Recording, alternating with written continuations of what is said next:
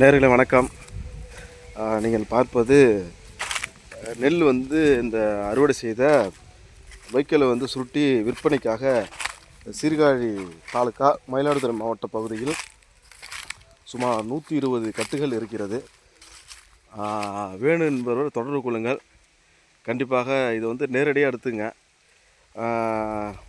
130 ரூபா ரேட்டுக்கு கொடுக்குறோம். ஏன்னா இப்போ சுருட்டுறதுக்கு அப்புறம் வைக்கோலை குமிச்சு அதுக்கு ஆள் செலவு போக நமக்கு கிடைக்கிறது தான் லாபம். அவங்களே யாராச்சும் டேரெக்டாக எடுக்கணும்னா எடுங்க. இது இருக்குது.